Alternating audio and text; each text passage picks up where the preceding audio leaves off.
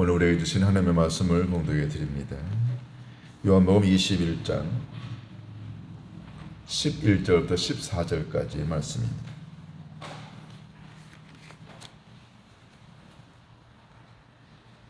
지난주에 읽었던 본문 그 다음 구절 11절부터 14절까지의 말씀을 제가 봉독해 드립니다.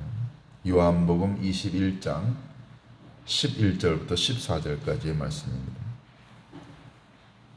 시몬 베드로가 올라가서 그물을 육지에 끌어올리니 가득히 찬 큰 물고기가 153마리라. 이같이 많으나 그물이 찢어지지 아니하였더라. 예수께서 이르시되 와서 조반을 먹으라 하시니 제자들이 주님이신 줄 아는 고로 당신이 누구냐 감히 묻는 자가 없더라. 예수께서 가셔서 떡을 가져다가 그들에게 주시고 생선도 그와 같이 하시니라. 이것은 예수께서 죽은 자 가운데서 살아나신 후에 세 번째로 제자들에게 나타나신 것이라. 아멘. 오늘은 부활 후 네 번째 줄 예배를 하나님께 예배를 돌리게 됐습니다. 예수님께서 승천하시기 전에 약 40일 동안 제자들에게 계시면서 도대체 무슨 일을 하셨을까? 또 왜 예수님은 부활하시고 난 다음에 금방 승천하지 않으시고 40일 동안 계셨을까?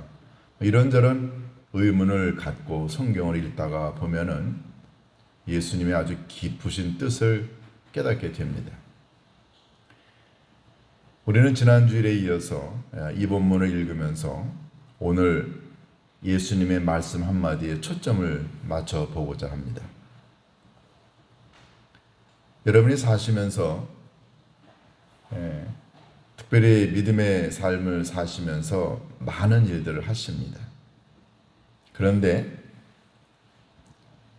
우리가 하나님의 일을 한다고 하지만 또는 우리들의 인생의 삶에 우리가 생각하고 계획했던 것만큼 어떤 결과가 많지 않을 때 우리는 굉장히 상심하게 됩니다. 내가 이 정도로 열심히 했는데 왜 결과가 좋지 않을까? 낙심하지요. 그런 거 경험하지 않으면서 신앙생활하는 사람은 아무도 없습니다. 제자들의 삶이 그렇다는 걸 저희들이 깨닫게 됩니다. 3년 동안 예수님 쫓아다니고 또 예수님과 함께 동고동락하면서 믿음의 삶을 살았는데 지금 그들에게 남은 결과는 뭔가요? 그들이 걷어 올렸던 빈 그물처럼 굉장히 마음이 상처를 받았습니다. 여러분들이 예를 들어서 사업을 열심히 했는데 그런데 그 사업이 결과가 좋지 않아서 늘 힘들고 어려운 것만 여러분들이 경험한다면 얼마나 낙심할까요? 결혼 생활도 마찬가지 아닙니까? 자녀들을 열심히 기른다고 했는데 자녀들로부터 어떤 의미 있고 그리고 기쁜 일을 얻기보다 늘 힘들고 어려운 일들만 경험할 때 우리는 부모로서 낙심하게 됩니다. 목사가 목회하다가 힘들고 어려운 일을 경험할 때마다 그런 생각을 또 하겠죠. 제자들의 이 삶을 가만히 보면은 꼭 우리들의 삶하고 별반 다를 게 없습니다. 상심하고 지금 절망해서 힘들어하고 있는 그들의 모습. 예수님이 부활하시고 난 다음에 곧바로 승천하지 아니하시고 제자들 곁에서 40일 동안 계셨던 결정적인 이유는 상심하고 힘들어하고 절망하고 그리고 고통당하는 제자들을 위로하려고 예수님이 남아 계셨던 것. 저는 이 부분을 읽을 때마다 너무너무 위로가 됩니다. 여러분, 누군가가 나를 위해서 시간을 내주고 누군가가 나를 위로하고 걱정해주고 도와주려고 함께 해주려고 누군가가 내 곁에 있다는 것, 여러분 얼마나 위로가 되나요? 그런데 만약에 여러분들이 사시다가 여러분이 힘들고 지치고 낭망했는데도 불구하고 아무도 여러분 곁에 와서 내가 내 곁에 있을게, 내가 너를 도와줄게, 우리 밥이나 한번 먹자. 이런 얘기 하는 사람이 아무도 없다고 한번 생각해 보세요. 여러분 얼마나 지칠까요? 제자들 그렇게 지쳐 있었습니다. 그때 예수님이 제자들에게 오셨습니다. 빈 그물을 밤새도록 걷어 올렸던 그들의 상심한 마음. 제가 오늘 예배를 위해서 영상을 준비하다가 너무너무 영상이 맞는 영상이 별로 없어요. 기도하던 중에 제가 이 영상을 보고 저 영상에 나와 있는 저 갈기갈기 찢어진 저 땅바닥, 저걸 보니까 그게 제 마음 같았어요. 사람의 마음이 저렇게 찢어질 수 있죠. 저렇게 마음이 아파서 고통당하는 삶일 수 있습니다. 저 가사처럼 주님 내게 오셔서 새날을 주시고 내 영혼을 부흥케 하옵소서. 갈기갈기 찢어진 제자들의 마음, 제자들의 절망, 예수님 그걸 메꾸시려고, 그걸 아름답게 만드시려고 제자들 곁에 다가오셨습니다. 우리가 지난주에 읽었던 이 본문 앞부분을 보면은 예수님이 제자들에게 이야기하십니다. 너희들 배 오른편에 그물을 던지라. 여러분 방향이 중요한가요? 뭐 왼쪽이면 어떻고 오른쪽이면 어떻습니까? 중요한 건 왼쪽 오른쪽 어떤 방향이 더 중요한 거가 아니고 예수님의 명령에 순종했다는 게 중요한 것 아닌가요? 여러분 신앙생활 하다가 보면은요, 우리는 가끔마다 이런 생각을 합니다. 아, 그 분야에 있어서는 내가 전문가야. 여러분 저 그런 생각 갖습니다. 적어도 목회에 있어서는 목사가 전문가죠. 만약에 제가 목회에 있어서는 전문가다라고 생각하고 제가 여러분의 조언을 한마디도 듣지 않는다면 저는 뭐가 될까요? 제가 목회자니까, 목회의 전문가니까 제가 주님께 기도도 하지 않고 제가 이 방면은 경험이 많습니다. 공부도 했습니다. 제가 만약 그런 생각 갖고 주님의 가르침과 성령의 인도하심을 제가 귀담아 듣지 않는다면 저는 어떻게 될까요? 하나님은 여러분과 제게 특별한 은사와 재능을 주셨습니다. 그런데 우리가 갖고 있는 은사와 재능과 전문적인 분야만을 믿고 우리가 주님의 명령과 주님의 가르침과 주님의 조언에 귀를 기울이지 않는다면 우리는 어떻게 될까요? 적어도 고기 잡는 부분에 있어서는 제자들이 전문가였습니다. 그런데 오늘 본문에 보면은 예수님이 그 제자들에게, 전문가에게 이야기합니다. 배 오른편에 그물을 던지라.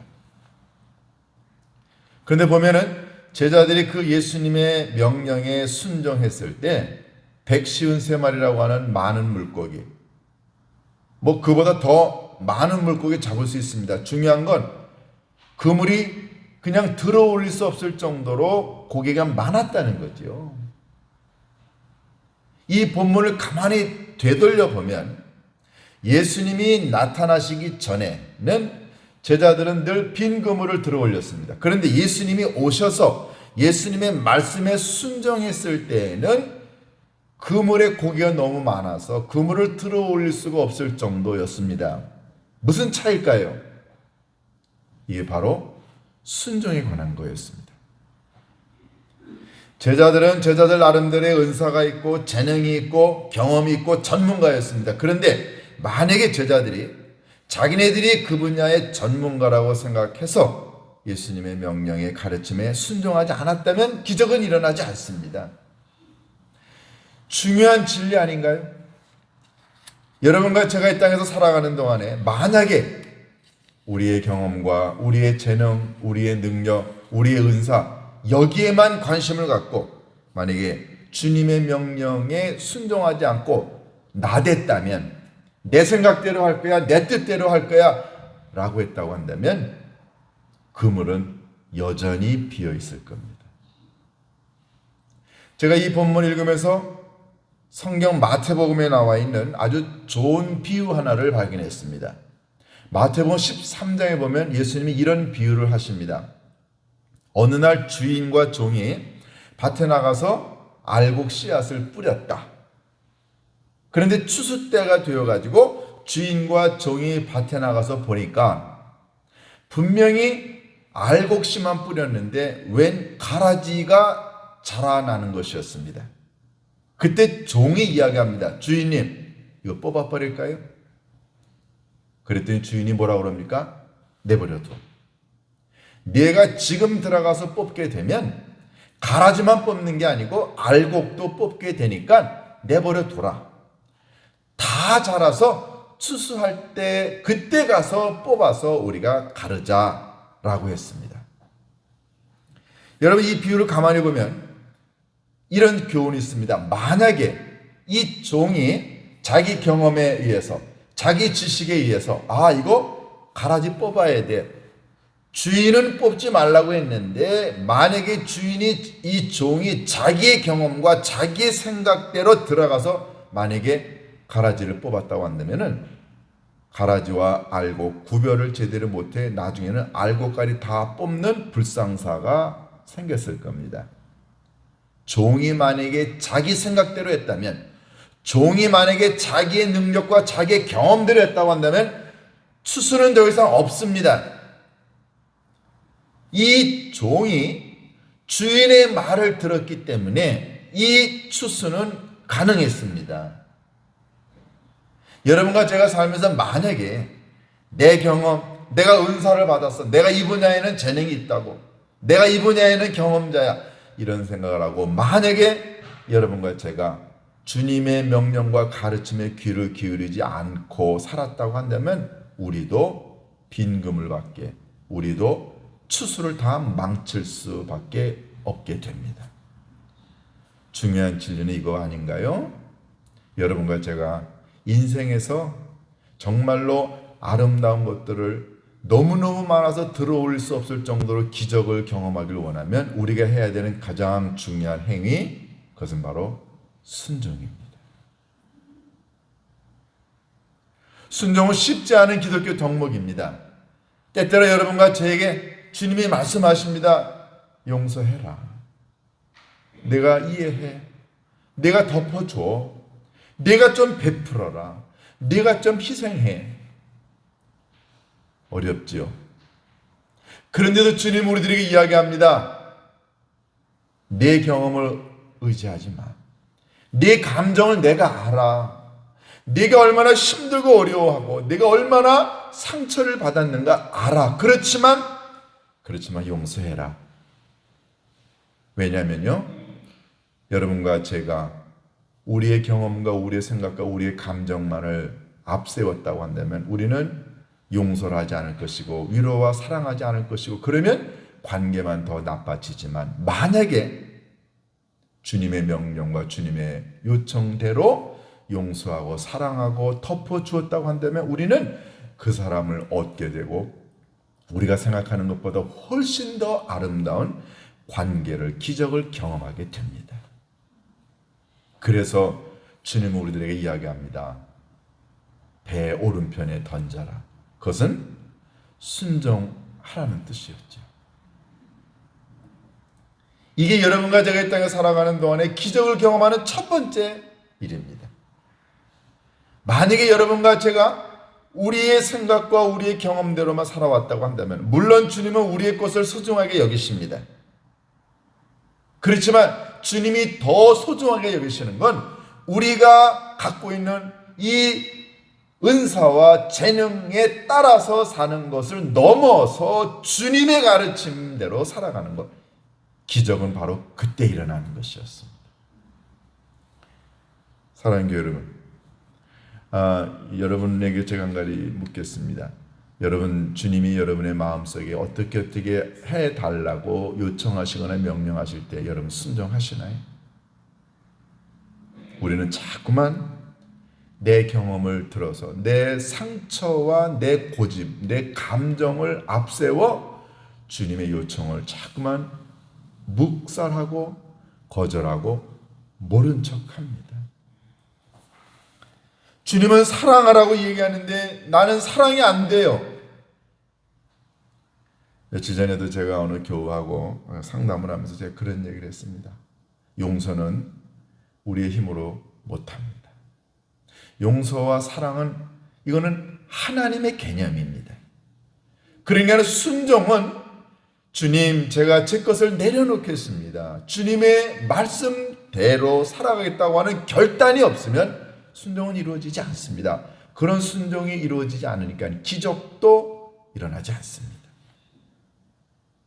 이번 주간에 여러분과 제가 한번 주님의 말씀에 한번 순종해 볼까요?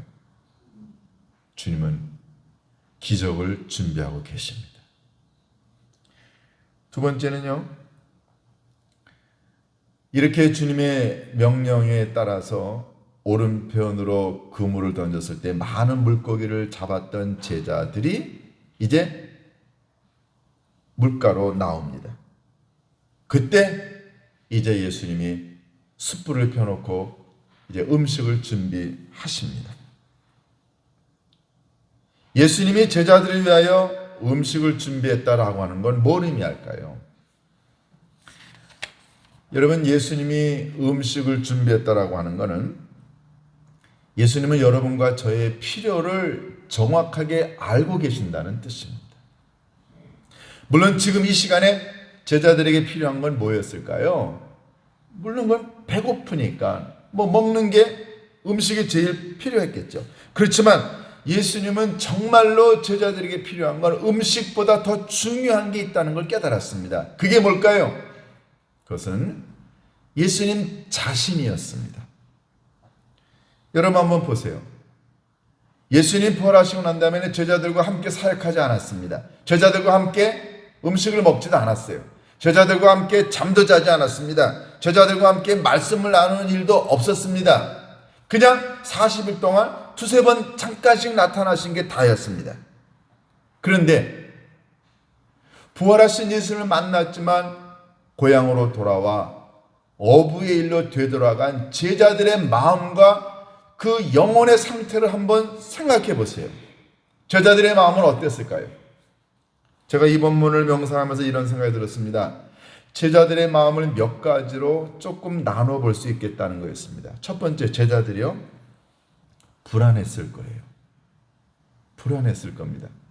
아니 3년 동안 예수님 따라다녔는데 이제 예수님 안 계셔, 부활하셨는데 전에 우리들에게 얘기하신 거 보면은 며칠 계셨다가 하늘나라로 가신다고 한다면, 그러면 우리는 도대체 뭐냐? 우리는 뭐 하면서 살아야 돼? 이 굉장히 제자들이 불안했을 거예요. 두 번째, 제자들이요, 두려웠습니다. 여러분, 사람이 불안해지게 되면 두려움이 찾아와요. 그러니까 불안과 두려움은 동전의 양면과도 같은 겁니다. 같이 오죠. 이제 우리는 미래에 뭘 해야 돼? 아니, 예수님을 잡아 죽이려고 했었던 사람들이 혹시 우리가 예수의 제자라는 걸 알고 여기까지 쫓아와 우리도 잡아서 죽이는 거 아니야? 불안과 두려움. 그런데 이것보다 더 제자들의 마음을 지배하고 있었던 건 다른 게 아니라 그들은 지쳐 있었습니다. 그들은 지쳤어요. 지난 간밤에 그물을 그렇게 던졌어도 한 마리도 잡지 못했던 건 고기를 못 잡아서 지친 게 아니라 이제는 우리들이 뭘 해야 될지 모르고, 그러니까 단순히 그물을 던졌는데 빈 그물을 걷어 올렸다고 하는 말은 그들의 에너지가 소진됐다는 것과 함께 그들의 영혼의 에너지가 완전히 소진됐다는 것을 의미합니다. 그들은 지쳐 있어요.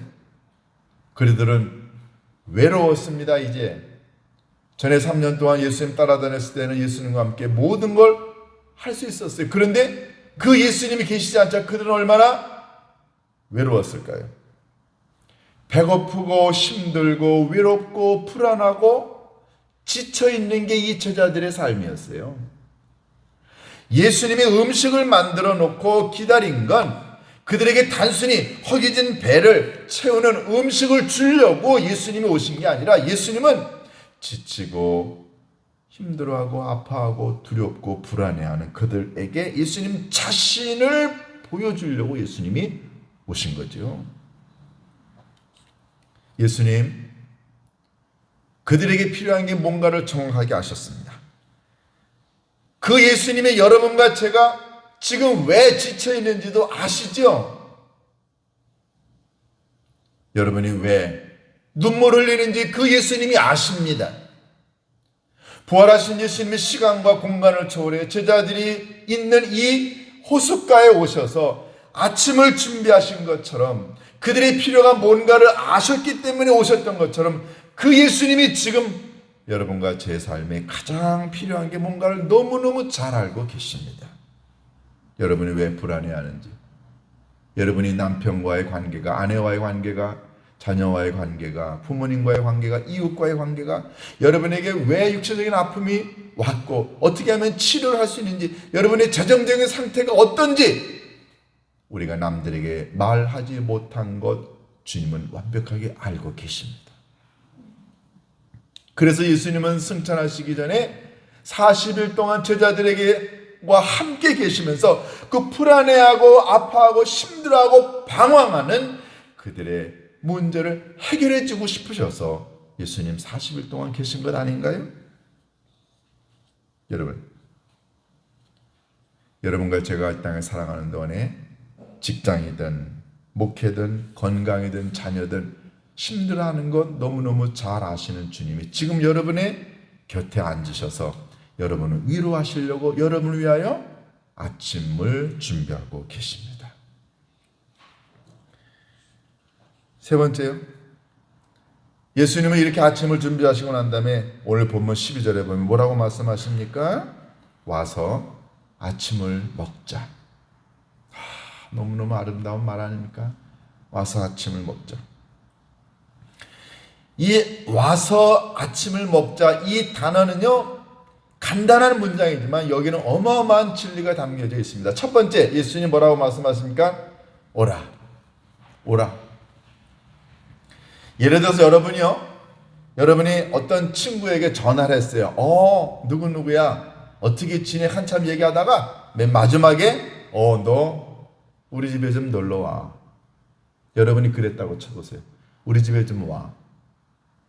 여러분이 누군가를 오라고 초대했을 때 그 의미는 뭡니까? 첫 번째, 여러분이 그 사람을 인정한다는 뜻이죠. 여러분이 좋아하지 않는 사람, 여러분이 인정하지 않으면 여러분 그 사람에게 전화해서 우리 집에 좀 놀러 와 라고 하나요? 여러분이 그 사람을 인정하기 때문에 오라는 거예요. 예수님이 제자들에게 이야기합니다. 와서 아침을 좀 먹자. 예수님이 제자들을 오라고 하는 말, 첫 번째는 예수님은 제자들을 있는 그대로 인정하신 거예요. 예수님이 오라고 한 이 말의 두 번째 의미는 내가 너희들과 관계를 맺고 싶다는 거죠. 제자들은 이렇게 생각했습니다. 우리가 예수님 모른다고 부인했어. 우리가 예수님 모른다고 부인하고 도망갔던 사람이야. 예수님 우리를 다시는 안 볼 거야. 제자들은 예수님과 자신들과의 관계가 더 이상 이어질 수 없을 거라고 생각했지요. 적어도 세상 사람들 관계에서는 그렇습니다.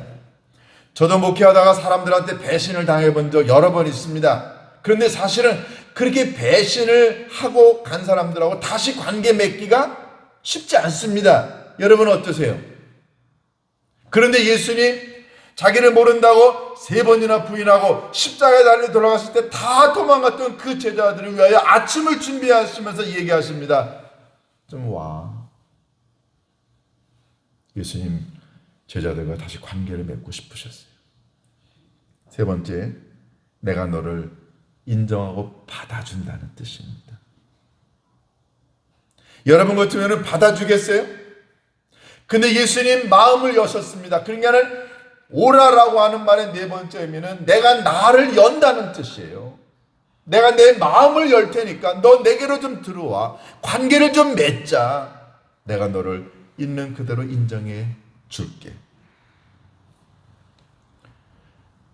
오라는 말의 또 다른 의미는요, 네가 나한테 오면 내가 내 것을 네게 줄게. 그러니까 예수님이 제자들을 위하여 오라고 한 이 말 속에는요, 어마어마한 진리가 담겨져 있는 겁니다. 여러분과 제가 이 땅에 살아가는 동안에 우리를 힘들게 하고 아프게 했던 사람들을 향하여 마음의 문을 열지 못해 오라고 하지 못하죠. 오면, 만나게 되면 어떻게 됩니까? 과거는 잊고 관계가 만들어지지 않나요? 이 오라라고 하는 말의 의미는 바로 그겁니다. 여러분과 제가 살다가 죄 지을 수 있습니다. 주님의 명령을 무시할 수 있어요. 주님을 모른다고 부인했을 수도 있습니다. 주님의 가르침을 우리가 거역할 수 있어요. 그런데도 주님은 이 시간에 여러분과 제게 찾아와서 이야기하십니다. 그래도 와. 만약에 예수님의 마음이 인간의 마음으로만 이루어졌다고 한다면 예수님 제자들 오라고 얘기 못하십니다. 그런데 예수님은 하나님의 마음을 갖고 계셨죠. 그래서 여러분과 제가 만약에 하나님의 마음, 사랑의 마음을 갖고 있으면 우리 누구든지 다 오라고 초청할 수 있습니다. 두 번째, 아침을 먹자. 오라고 하고 난 다음에 좀 아침을 먹자. 제자들에게 필요한 게 뭔가를 예수님 너무너무 정확하게 아셨습니다. 지금 지쳐 있어요. 배고픕니다. 예수님은 여러분과 저의 이 물질적인 필요도 너무너무 정확하게 아세요. 우리 교회 환우들이 몇 분 계시죠? 또 직장에 사업에 어려움 계신 분들이 있습니다. 또 여러분이 남들이 모르는 여러분들만의 필요가 있지요. 그거 주님이 알고 계십니다. 그래서 예수님 오병이어의 기적을 일으키신 거예요.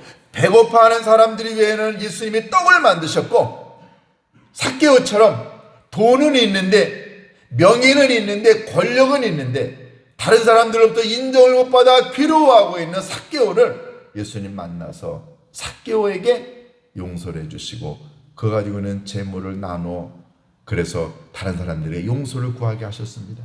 가나마다 현장에서 잡혀서 돌에 맞아 죽을 여인을 위하여 예수님 찾아가셨죠.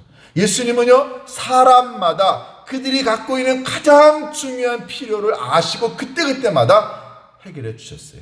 그러니까 아침을 먹자라고 하는 이 말의 의미는 예수님은 여러분과 저의 정확한 물질적인 필요를 알고 그거를 해결해 주신다는 거죠. 그런데 가끔가다 우리가 이렇게 생각합니다.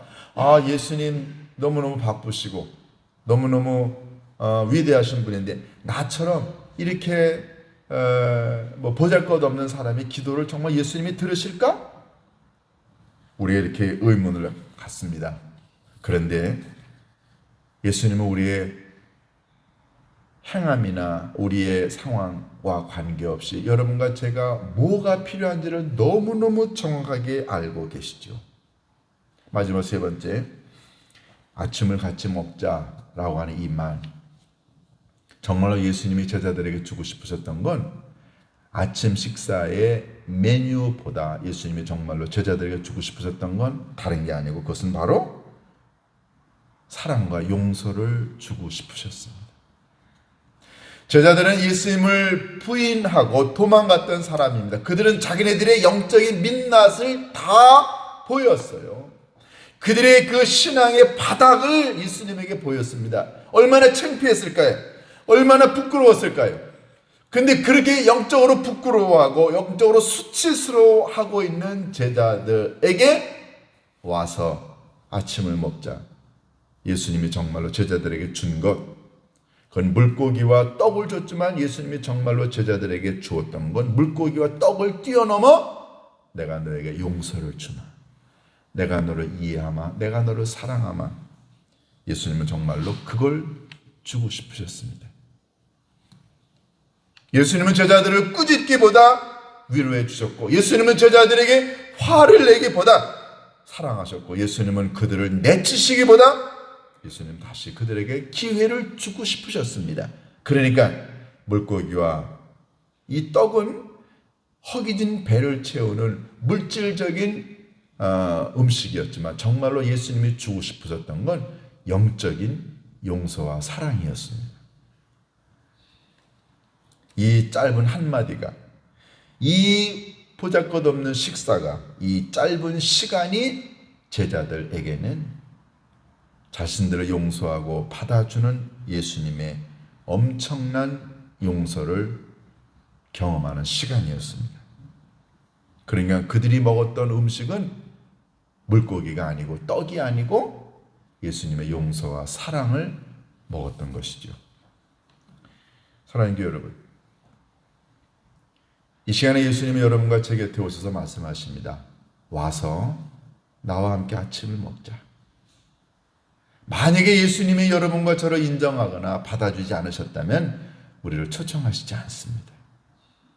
그렇게 예수님 모른다고 부인하고 도망갔던 제자들이 있지만 예수님 그들에게 찾아오셔서 와서 아침 먹자고 하셨던 그 주님이 이 시간에 여러분과 제게도 똑같은 말씀을 하십니다. 와서 아침을 먹자.